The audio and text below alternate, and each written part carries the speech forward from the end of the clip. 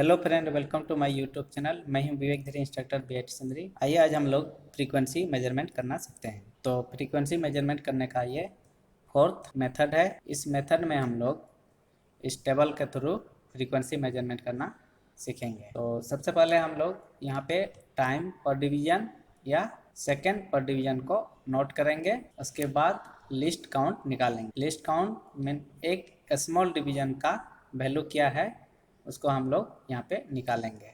तो यहाँ पे टाइम पर डिवीजन या सेकेंड पर डिवीजन को 5 से डिवाइड कर देंगे तो हम लोग का लिस्ट काउंट निकल जाएगा।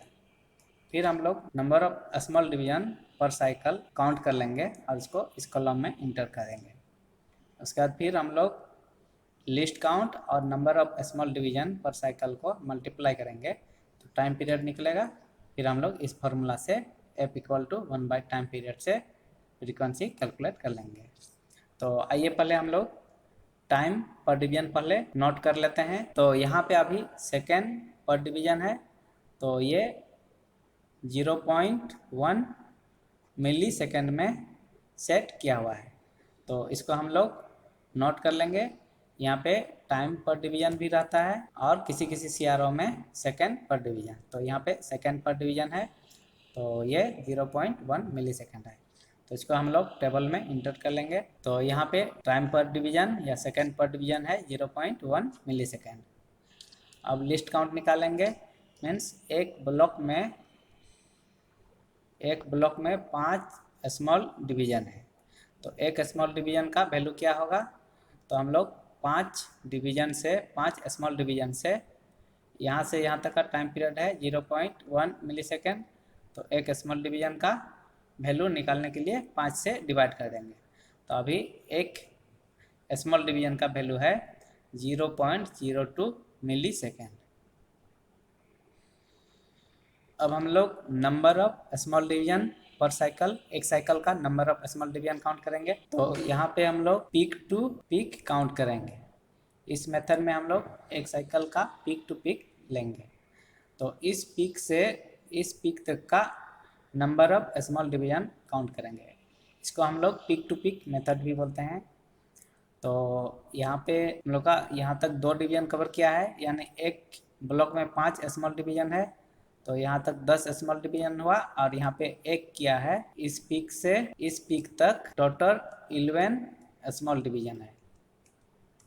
तो इसको भी हम लोग नोट कर लेंगे। तो नंबर ऑफ स्मॉल डिवीजन एक साइकिल का हो गया 11। अब हम लोग लिस्ट काउंट और नंबर ऑफ स्मॉल डिवीजन को मल्टीप्लाई करेंगे तो हम लोग का टाइम पीरियड निकलेगा। यानी B और C को मल्टीप्लाई कर दिए तो टाइम पीरियड आएगा। तो इन दोनों को मल्टीप्लाई करने से 0.22 मिली सेकेंड आएगा। तो ये हम लोग का टाइम पीरियड आ गया। अब यहाँ से फॉर्मूला में बैठा करके इसका वैल्यू कैलकुलेट कर लेंगे। तो F = 1/0.22 मिली सेकेंड। तो इसको अगर डिवाइड कर देंगे तो फ्रीक्वेंसी आएगा 4.5 किलोहर्ट्ज़। तो इस तरह से हम लोग फ्रीक्वेंसी मेजरमेंट करते हैं। और हम लोग फंक्शन जनरेटर से जो फ्रीक्वेंसी अप्लाई किए हैं वो भी लगभग 4.5 किलोहर्ट्ज़ है। तो ये हम लोग फंक्शन जनरेटर से सिग्नल जो अप्लाई किए हैं वो 4.5 किलोहर्ट्ज़ है और हम लोग कैलकुलेट जो किए वो भी 4.5 किलोहर्ट्ज़ आया। तो इस तरह से हम लोग फ्रीक्वेंसी मेजरमेंट करते हैं। तो आइए अब हम लोग प्रैक्टिकल सेटअप को देखते हैं। तो देखिए ये हम लोग का फंक्शन जनरेटर है और यहाँ से हम लोग 4.5 किलोहर्ट्ज़ का सिग्नल दिए हुए हैं और ये सिग्नल हम लोग का साइन वेव है और ये हम लोग का आउटपुट वेवफॉर्म है।